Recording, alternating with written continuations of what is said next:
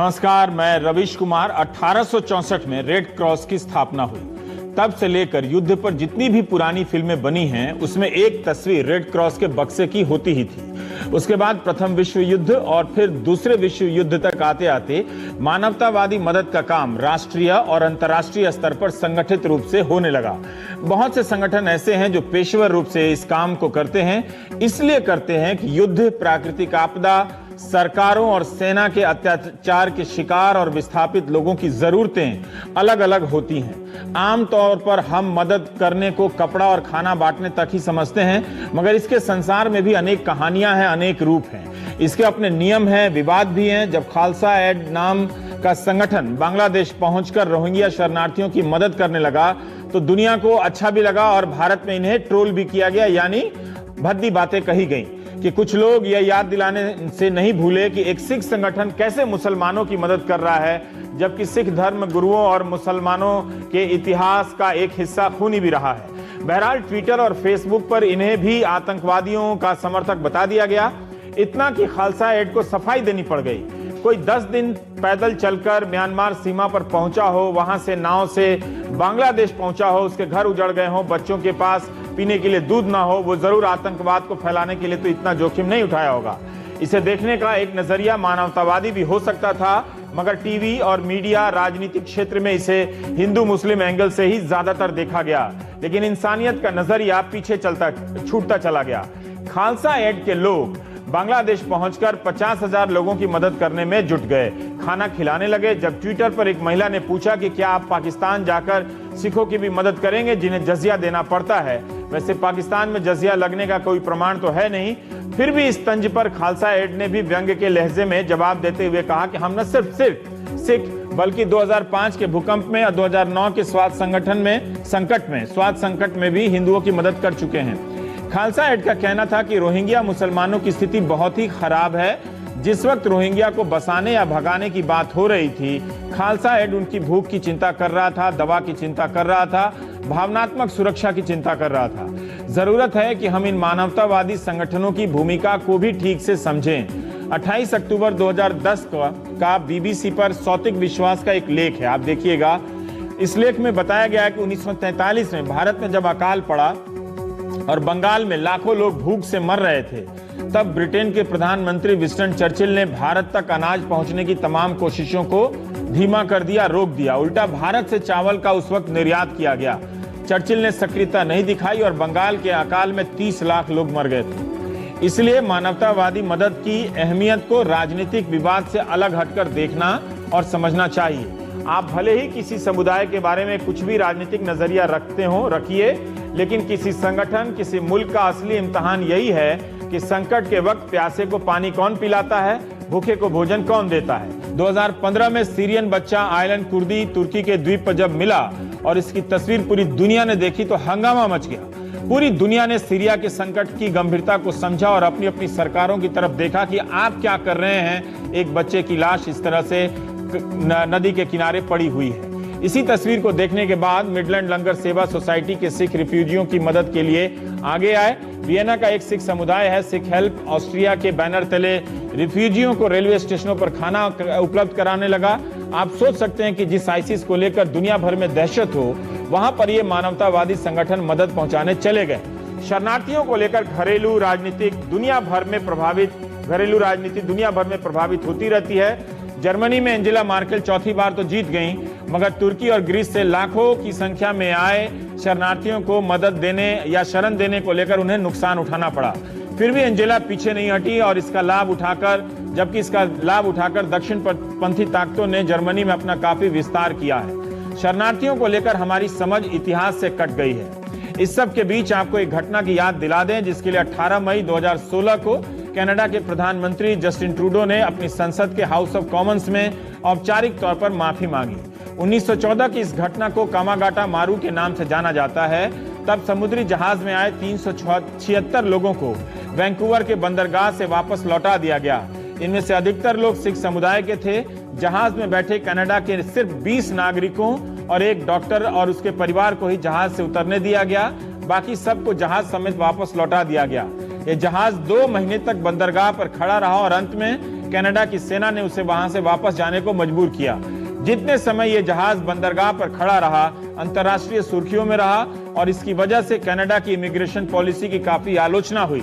यह जहाज अंत में भारत लौटा और साइमन फ्रेजर यूनिवर्सिटी के रिसर्चरों के मुताबिक जहाज में सवार 19 यात्रियों को अंग्रेज सरकार के आदेश पर गोली से मार दिया गया और बाकी को बंदी बना लिया गया। इस जहाज के यात्रियों के वंशज तब से ही कनाडा सरकार से औपचारिक माफी मांगने की मांग करते रहे हैं, जो अंत में जस्टिन ट्रूडो ने माफी मांगकर पूरी की। कनाडा में आज सिख समुदाय की आबादी करीब 5 लाख है। रोहिंग्या शरणार्थियों को भारत से निकालने के लिए राजनीतिक बहस जारी है। मामला अदालत में पहुंच गया है। सरकार इन्हें देश की सुरक्षा के लिए खतरा मानती है, मगर भारत के ही नागरिक खालसा एड संगठन के बैनर तले इनकी मदद करने बांग्लादेश पहुंचते हैं। आजकल यूनिवर्सिटी में यौन हिंसा का विरोध करने पर एंटी नेशनल कहा जाने लगा है, तो सोचिए जिन लोगों को सरकार सुरक्षा के लिए खतरा मानती हो, उनकी मदद के लिए कोई संगठन मानवता के आधार पर सेवा करने पहुंच जाए तो उसे क्या क्या नहीं कहा गया होगा, और कहा ही गया है। इन सब के बीच खालसा एड जैसे संगठन काम कैसे करते हैं, उनका क्या क्या अनुभव रहता है मदद से जुड़े विवादों को लेकर, हम इस पर बात करना चाहते हैं। हमारे साथ अमरप्रीत जी हैं और उनके बगल में जीवन ज्योत सिंह हैं। अमरप्रीत खालसा एड के भारत में डायरेक्टर हैं और एकदम किनारे पर नीली पगड़ी में आप मनप्रीत जी हैं और आप भी भारत में यहाँ पर काम करते हैं। लेकिन आप दो, अमरप्रीत और जीवन ज्योत, आप लोग बांग्लादेश गए थे।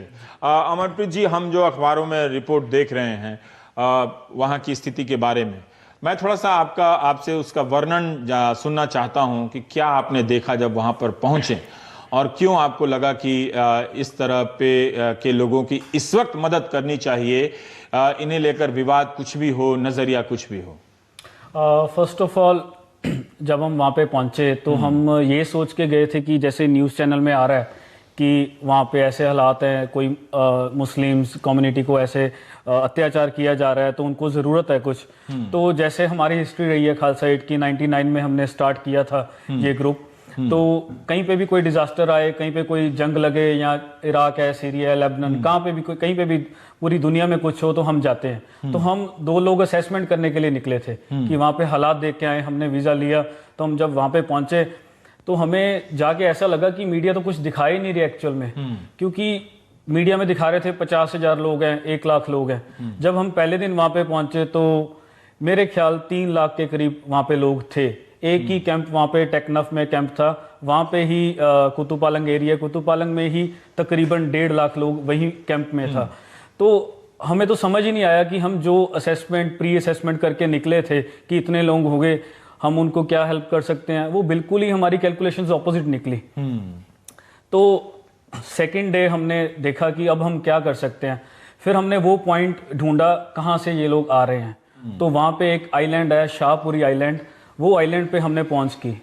तो हम पैदल चल के वहाँ पे आइलैंड पे पहुँचे, तो किश्तियों से लोग समुद्र पार करके बर्मा से वहाँ पे पहुँचे। पैदल चले होंगे आप? 2 किलोमीटर हार्डली। 2 किलोमीटर? हाँ जी, वहाँ तक 2 किलोमीटर से पहले गाड़ी जाती थी, गाड़ी को वहाँ पार करके पैदल निकले। तो वहाँ से किश्तियों से लोग आते थे। तो हमने देखा कि जब लोग आ रहे हैं उनके पैर में चप्पल नहीं है।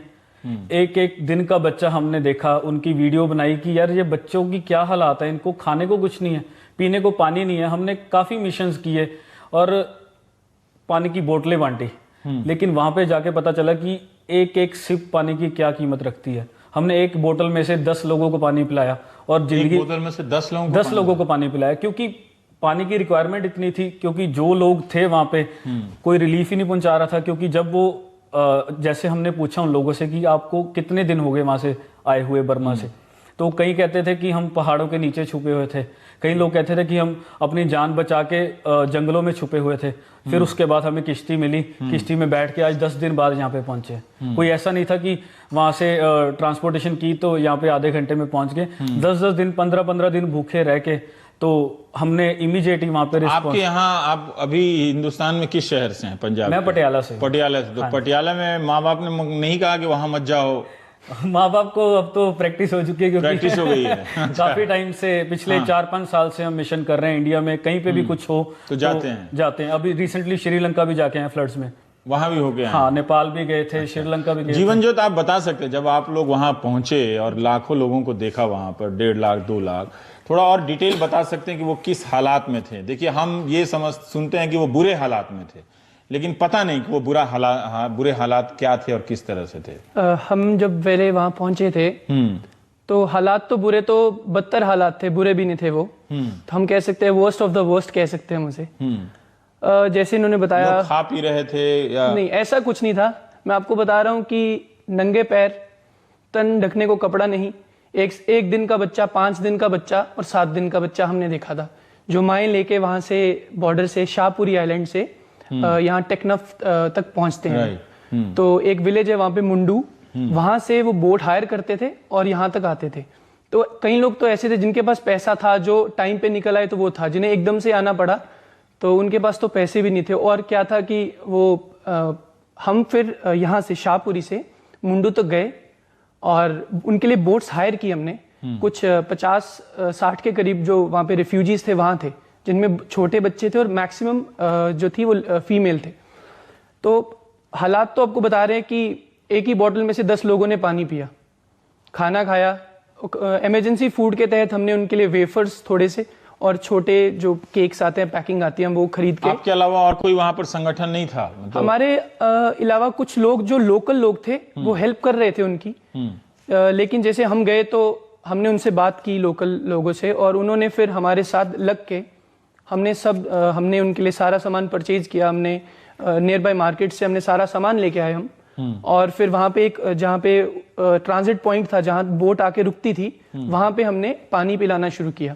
छोटे छोटे बच्चे आ रहे थे, छोटे छोटे।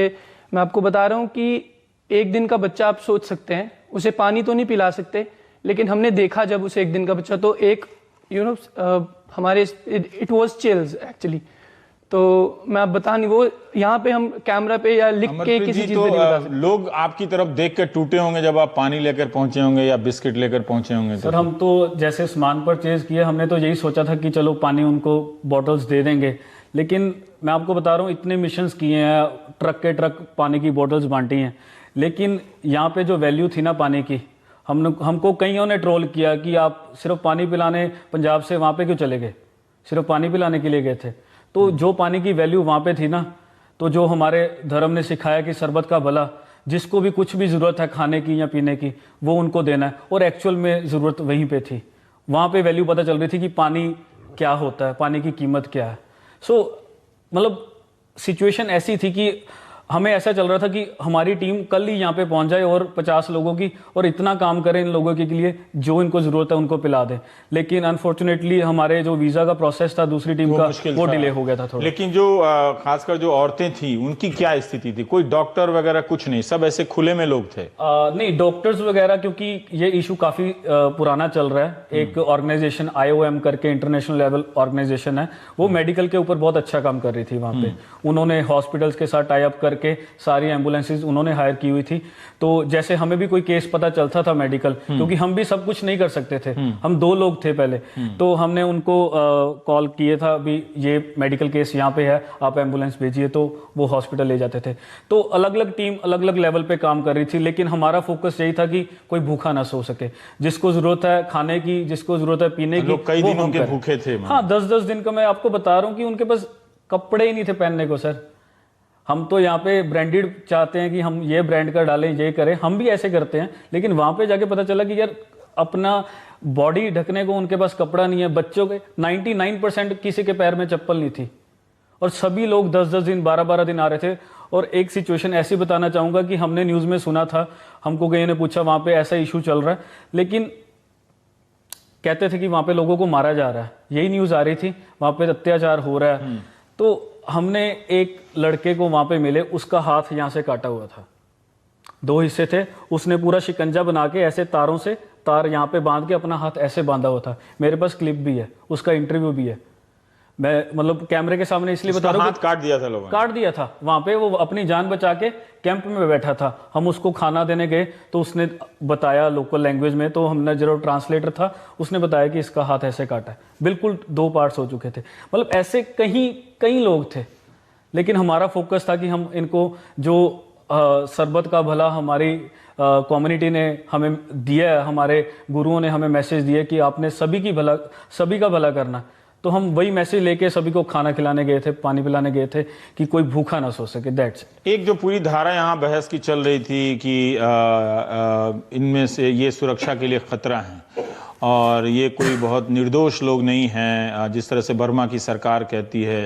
अब तो कहने लगे कि अब तो मैं अखबारों में देख रहा था कि हिंदुओं को भी मारा है रोहिंग्या आतंकवादियों ने, लेकिन बहुत पहले खबर आ गई थी कि करीब 1000 के करीब हिंदू वहाँ से विस्थापित हुए हैं। तब बर्मा को नज़र नहीं आया कि उन्होंने मारा। उन्होंने सोचा हो कि हिंदुस्तान में ऐसी राय बन रही है तो हिंदुओं को मारने का डेटा दे दो ताकि सारा हिसाब बराबर हो जाए।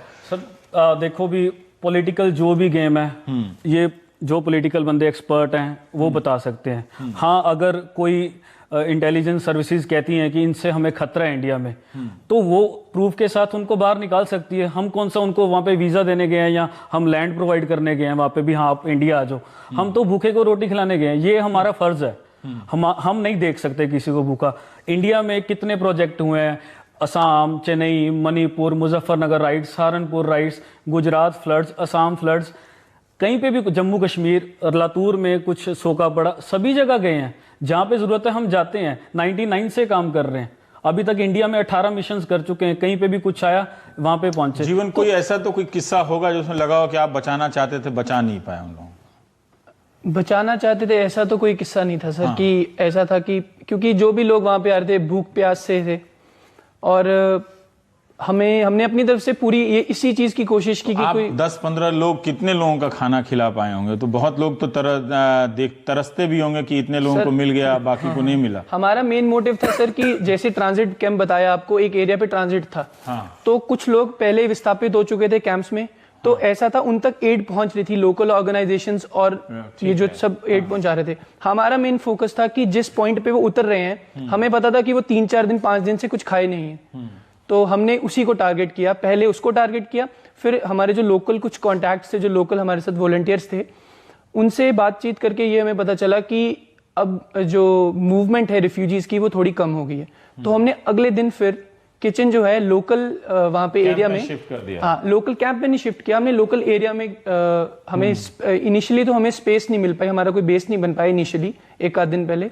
तो हमने किसी के घर पे खाना बनाया, हमने फूड पैकेट्स बनाए और उसी आइलैंड पे गए जहां से हमने रेस्क्यू वहाँ लोग मदद कर रहे थे, अपना घर खोल दिया कि आप बनाए। आप गए, दूसरे देश से गए हैं लोगों ने? नहीं, ऐसा कुछ नहीं था। तो ये खुश हो रहे थे कि आप इंडिया से, पंजाब से चल के यहाँ पे आए हो। मतलब एक इंसानियत के नाते सिर्फ 2 लोग यहाँ पे आए हो और आप 25,000 50,000 लोगों के खाने की कमिटमेंट कर रहे हो। आप कैसे करोगे? आपके पास बर्तन नहीं है, आपके पास रिसोर्सेज नहीं है, खाना कहाँ से? आप 2 लोग मिलके 25,000 50,000 लोगों के खाने का कमिटमेंट कर रहे थे? हाँ, हमने किया, डिलीवर कर चुके। आज हमारा 10वां दिन है, लंगर चल रहा है वहाँ पे। 25,000 लोग रोज का खाना खा रहे हैं। अभी भी 10 लोगों की टीम वहाँ पे काम कर रही है। हम 2 लोग वापस आए हैं, लेकिन वहाँ पे कर रहे हैं। हमने वहाँ पे तो बनाता कौन है इतना सारा खाना सारे लोगों को? पहले 2 दिन हम दोनों ने खुद बनाया। और क्या बनाया आपने? हमने वो खिचड़ी नहीं होती, पुलाव टाइप जो खिचड़ी होती है, आपने खुद ही बना दिया? हाँ, हमने खुद बनाया।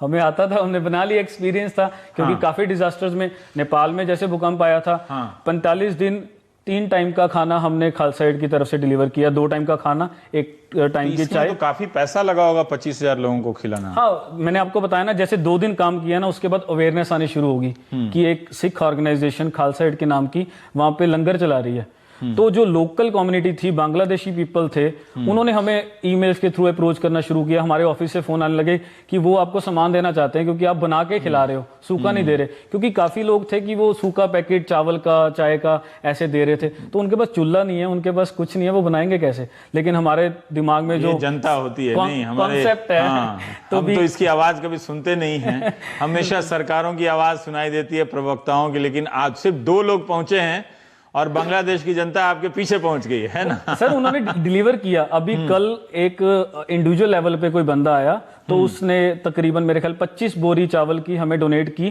कि आप बना के खिला रहे हो इसलिए। और उसने अपनी फेसबुक पे लिखा कि ये पंजाब से, इंडिया से आके ये काम कर रहे हैं, हमको बना के खाना खिला रहे हैं, गर्म खाना खिला रहे हैं। तो हमारा जो लंगर का कॉन्सेप्ट था, इंडिया से भी लोगों ने इसी तरह से मदद की होगी आपको? इंडिया से सर नो डाउट काफ़ी मदद आ रही है, क्योंकि जो हमारी टीम्स हैं पंजाब की, दिल्ली की, सभी जगह की, उन्होंने अवेयरनेस कैंप गुरुद्वारों में लगाने शुरू किए, मार्केट्स में लगाने शुरू किए कि हमारी टीम वहाँ पे काम कर रही है कि आप सपोर्ट कीजिए। तो इंडिया लेवल पे भी काफ़ी सपोर्ट आ रही है, तो ठीक चल रहा है। मनप्रीत जी, यहाँ अभी आप सहारनपुर मुजफ्फरनगर दंगों में भी आप लोग गए थे। मैं थोड़ा सा जानना समझना चाहता हूँ कि बहुत से लोग इतिहास नहीं जानते। जैसे आप शरबत का भला कह रहे हैं तो उसका मतलब नहीं समझते हैं। शरबत का, हाँ, शरबत, हाँ? इंटायर शरबत मतलब पूरी दुनिया, हाँ? दुनिया का भला, वो शरबत है ना। तो बहुत लोग नहीं जानते हैं कि शरबत का भला क्या आप कह रहे थे। पर ये जो बार बार लोग कहते हैं कि जैसे ट्रोल जब होने लगा आप लोगों को लेके कि आप एक मुसलमानों की मदद करने के लिए गए हैं, और वो गुरु तेग बहादुर जी का लोग इतिहास बताने लगा। आप थोड़ा सा बताएंगे कि अक्सर ये लेकर मैं व्हाट्सएप यूनिवर्सिटी में देखता हूँ कि एक तरह से वो र्यूमर चलता रहता है, उसको लेकर एक नफरत की भावना फैलाई जाती है। क्या वो इतिहास आपको रोक नहीं रहा था कि आपको मदद नहीं करनी चाहिए, जैसा इस तरह से आजकल सांप्रदायिक जहर लोगों में बोया जा रहा है?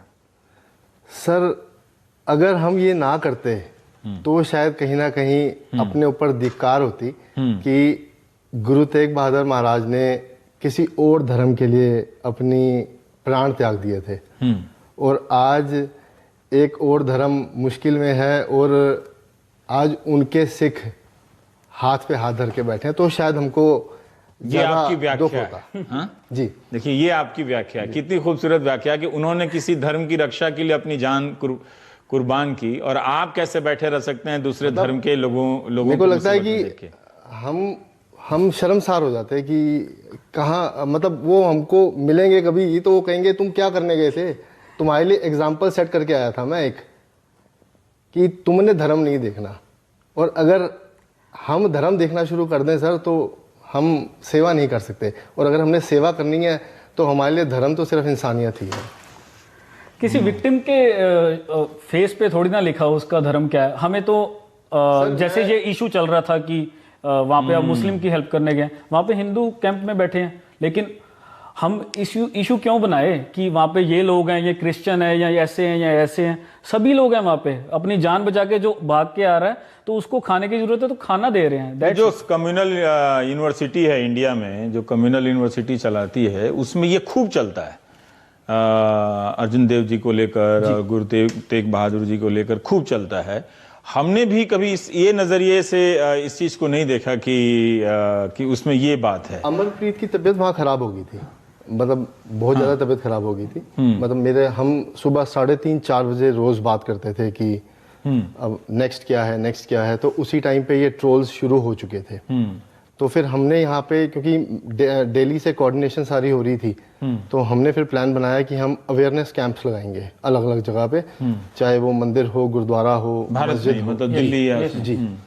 तो जब हमने कैंप्स लगाने शुरू करे तो हम इस तरीके से सोच के गए थे कि हर बंदा जो है वो हमें पकड़ लेगा कि आप क्या कर रहे हो। बहुत मिले, मतलब जो मिले वो इतने कड़वे मिले कि दुख हुआ। बट मैक्सिमम लोगों ने, मतलब एक इंसिडेंस ऐसा हुआ कि एक हिंदू जेंटलमैन मेरे पास आए और उन्होंने मेरे को गले लगा लिया। उन्होंने बोला मेरे को बस 2 मिनट ना गले लगाने दो। तो गले लगा के उन्हें जब छोड़ा, कहते हैं बस कुछ अंश आपका मिल जाए मेरे को तो मेरे को स्वर्ग मिल जाएगा। मतलब इतना इमोशनल वो था, लोगों का इतना प्यार मिला, वो कड़वाहट उसके अंदर ही गुम गई। मतलब जो एनर्जी थी ना, वो एनर्जी लोगों से ही मिली। सर, यही लोग जो आके मिलते हैं या अप्रिशिएट करते हैं, मतलब आज हम फर्स्ट टाइम यहाँ मीडिया पे बैठे हैं सामने आके, नहीं तो हम आपको रेफ्यूजीज कैंप में ही मिलेंगे। हमने नहीं कभी सोचा कि हम यहाँ पे प्रेस नोट निकालें और बताएं कि ये कर रहे हैं। हमारे पास सिर्फ हमारा सोशल मीडिया का पेज है खालसा एड इंटरनेशनल का, वहीं पे सब कुछ अपडेट करते हैं। किसी को मालूम ही नहीं, सहारनपुर में दंगे हुए, 50 दुकानें, 52 शॉप्स हमने वहां पे बना के दी। हमने नहीं देखा किसका क्या धर्म है, वहां पे हिंदू भी थे, सिख भी थे, सभी थे। जिनकी दुकानें वो राइट्स में जली थी, सारी दुकानें रेनोवेट करके दी। कि खालसा एड की तरफ से हम और ये जितने हिंदू मुस्लिम नाम पे राजनीति करते हैं, मतलब वो तो आपका विषय नहीं है, पर मैं कह सकता हूँ कि भगवान जाने कोई पूछे कि उन्होंने कितनी दुकानें बनवा कर दी हैं, है ना। यही टीवी पे बैठ के और व्हाट्सएप यूनिवर्सिटी में businessman- पूरा जनरेशन को बर्बाद कर रहे हैं ये, इस तरह के नफरत को फैला फैला के चारों तरफ। बिजनेसमैन अपने आप को हारा हुआ महसूस कर रहे थे सहारनपुर के अंदर, उनको लग रहा था कि सब खत्म हो गया। और जब हम पहुंचे थे तो मतलब मैं आपको बता नहीं सकता, जैसे वो ढूंढ रहे थे कि कोई कंधा मिल जाए जो सहारा दे सके। सर जैसे किसी कोई बिजनेसमैन है, किसी की 2 करोड़ की दुकान है, किसी की 5 करोड़ का बिजनेस है, वो रात रात में जल गया, वो तो हम भी ये सोच रहे थे कि हम यहाँ पे प्रोजेक्ट इनकी हेल्प कैसे करें। मैं हेल्प करने के लिए वहाँ पे निकला, 3 दिन हम असेसमेंट करते रहे कि इनको दें क्या।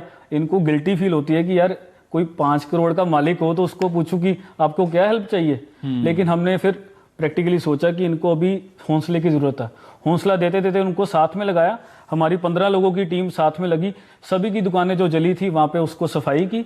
सफाई करने के बाद उनको बोला कि आप भी साथ में लगो, जो पहली दीवार पेंट करेंगे हम सब मिलके करेंगे। क्या बात है। तो सभी ने मिलके पेंट की। आप वीडियो जरूर देखिए, यूट्यूब पे है सहारनपुर राइट्स की, खालसा एड की। तो आपने वो सबने मिल के वो दीवार, हाँ, पहली दीवार सभी दुकानें की सभी ने मिलके की, हमारे वॉलंटियर्स और दुकानदार ने। चाहे वो हिंदू दुकानदार, मुस्लिम दुकानदार, सब हमारे थे। में हिंदू सिख कुछ नहीं सर है। कोई नहीं है। अगर आप ऐसी रेशो पूछते हो तो वहां पे 70% हिंदुओं की दुकानें चली थी। सर हमें बड़ा क्लियर समझाया गया है मैसेज, धर्म नहीं देखा। मानस नहीं, ये की जात पूछना है सब क्योंकि ये जहर दिन रात मैं देख रहा हूँ टीवी के जरिए, तो मुझे सचमुच मुझे नहीं पूछना चाहिए, सर, हमारी लेकिन लाइन इस सूचना का बड़ा महत्व है सर, ये है, sir. One Khalsa, recognize the whole human race as one. as one. मानस की जात सबे एको पहचान वो।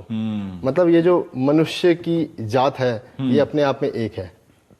हिंदू मुस्लिम सिख ईसाई सब बाद में है। अगर इंसानियत हार गई तो ये धर्म। आपने सबने मिलके इस दुकान को, पहली दुकान को पेंट किया, हाँ जी, हाँ जी, और सभी उनका उत्साह खूब बढ़ गया होगा, फिर तो हिम्मत आ गई। ऑब्वियसली साइकोलॉजिकली उनको इतनी मोटिवेशन मिली।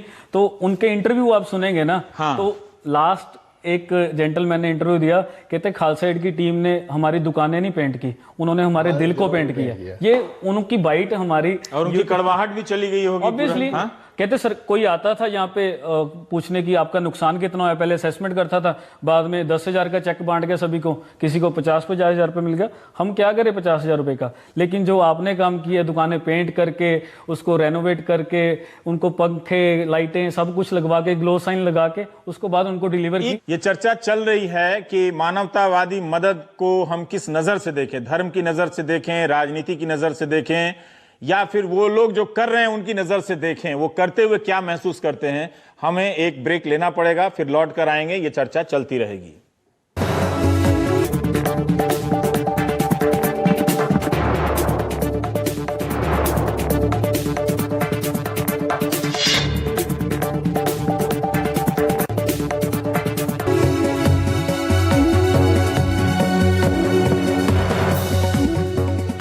थोड़ा और बताइए कि जो आप यहाँ दिल्ली में अवेयरनेस लगा रहे थे, ये भी हमें पता नहीं है, और अच्छे काम का तो पता नहीं होता ना, कि अब आप देखिए सहारनपुर वाली ये बात कि किस तरह से सबने मिल के पेंट किया, क्या खूबसूरत नजारा रहा। अब तो लग रहा है कि मैं उसमें क्यों नहीं था पेंट करने में आपके साथ, मतलब जब सारे लोग पेंट कर रहे थे। सर ऐसे बहुत से एक्सपीरियंस है। जम्मू कश्मीर में जब फ्लड्स आए ना, हाँ। तो हमारे पास लोग आए कि यहाँ पे 15-15 फुट पानी भरा हुआ है, लेकिन हम आपके पास आए हैं एक आस लेके, क्योंकि आप बहुत मदद कर रहे हो, यहाँ पे खाना दे रहे हो, सब कुछ दे रहे हो, कि मेरे घर वालों की डेड बॉडीज वहां पे फंसी हुई हैं, क्या पानी के नीचे हैं, आप निकला सकोगे। हमने कहा हम इतने एक्सपर्ट तो नहीं है, लेकिन इतना जिगरा जरूर है कि हम कोशिश जरूर करेंगे। मैंने उन लेडी को बोला कि हम कोशिश जरूर करेंगे। मैं वहां से निकला, एक एक्स आर्मी में निकला, कहता आप बहुत काम कर रहे हो, आपको जरूरत पड़े ना मुझे फोन करना। मैं कहा जरूरत अभी है तेरी, वहां पे लाशें पड़ी हैं, हमने निकालनी है, कैसे निकालनी है ये तू बता, हम तेरे साथ हैं। कहता आपको तो राफ्ट चाहिए होगी। मैं कितने की आएगी? कहता 2 लाख की। मैंने कहा सुबह आ जाएगी। उसने दिल्ली ऑर्डर किया, सुबह पहली फ्लाइट पे राफ्ट आई, हमने वो डेड बॉडीज निकाली। वो भी फुटेज मैं अभी सर को दिखा रहा था। और जब डेड बॉडीज निकल रही थी तो क्या हालात थे, मतलब एक आदमी ने अपने बच्चे को यहाँ पे बांधा हुआ है, तो वॉलंटियर ग्राउंड जीरो पे जाके काम कर रहे हैं। लेकिन हमारे पास टाइम नहीं है कि हम मीडिया को वहाँ पे प्रेस रिलीज करें, यहाँ पे आके सभी प्रेस क्लब में आके इंटरव्यू दें, क्योंकि हमारी टीम ग्राउंड पे, हम सभी प्रोफेशनल बंदे, कम लोग हैं, ज्यादा काम करना है। हमारे पास पेड वर्कर्स नहीं है कि हम उनको पैसे देते हैं, ये बैठे हैं कि आप पैसे लो हमारे साथ वॉलंटियर करने चलो, नहीं। सभी अपना टाइम निकाल के, सभी अपने प्रोफेशन से छुट्टियां लेके, पायलट्स, इंजीनियर्स, सभी तरह के लोग हैं हमारे पास, वो टाइम निकाल के छुट्टियां लेके काम करने आते हैं। अभी एक भाई साहब ऑस्ट्रेलिया से अपनी जॉब से छुट्टी लेके बांग्लादेश बैठे हैं हमारे साथ, टीम के साथ, वो काम कर रहे हैं वहाँ पे, 2 वीक की छुट्टी लेके काम कर। ऐसे ही सारी चेन है हमारी, वॉलंटियर्स टाइम निकालते हैं, वहाँ पे जाते हैं। तो यहाँ कहाँ कहाँ आपने अवेयरनेस कैंप लगाया था? थोड़ा और मुझे जानना है कि कर क्या रहे थे आप लोग? पब्लिक में लोग आ जा रहा था, उनको बता रहे थे कि आप लोग ये काम कर रहे हैं? जी सर, हमने वहाँ पे हमने गुरुद्वारा बंगला साहब के बाहर कैंप लगाया, रजौरी में लगाया, गुड़गांव में लगाया। मतलब जहाँ हमको थोड़ी सी भी लगा कि यार नहीं, यहाँ पे लोगों को अवेयरनेस देनी बहुत ज़रूरी है, हम वहाँ पे गए। लेकिन लोग कह रहे थे टीवी के चक्कर में कि आप उनकी क्यों मदद कर रहे हो? सबसे बड़ी प्रॉब्लम क्या है कि आज ये माहौल हो गया है कि लोग व्हाट्सएप, फेसबुक पे इतना ज़्यादा भरोसा करने लग गए हैं कि उनको समझ में ही नहीं आता कि सच क्या है और झूठ क्या है। एक भाई साहब मेरे पास आए, उन्होंने व्हाट्सएप दिखाया मुझे, व्हाट्सएप के अंदर पतीले पड़े हुए लोग खाना बना रहे, तो कहते हैं आपको शर्म नहीं आती, आप सपोलों को बचा रहे हैं, ये देखिए इंसानी मांस बना रहे हैं ये रोहिंग्या के मुसलमान। तो मैं अब ऐसे बंदों को हम छोड़ भी नहीं सकते, उनको बताना बहुत ज़रूरी है। जब तक वो जहर निकलेगा नहीं, ये तो बढ़ता जाएगा। उनको मैंने बिठाया, 15 मिनट बिठा के उनको सब कुछ समझाया। समझाने के बाद वो बंदा 10 रुपये हमारे गुल्लक में डाल के गया। क्या बात! तो सर वो जो हमारे लिए पैसा प्रायोरिटी नहीं है, पैसा तो देखो, नजरिया भी बदलना चाहिए, बहुत जरूरी है सर, अवेयरनेस जरूरी है। अगर नजरिया नहीं बदलेगा ना, तो आज हम अगर मुसलमानों के लिए काम कर रहे हैं तो लोग कह रहे हैं कि आप मुसलमानों के लिए काम कर रहे हो, कल ऐसे ही लोग कहने वाले आ जाएंगे कि आप हिंदुओं के लिए क्यों काम कर रहे हो, 84 में इन्होंने आपको मारा था। तो ये रुक नहीं सकता, ये रीजन नहीं हो सकता। इतिहास है, ये आपको प्रभावित नहीं करती हैं?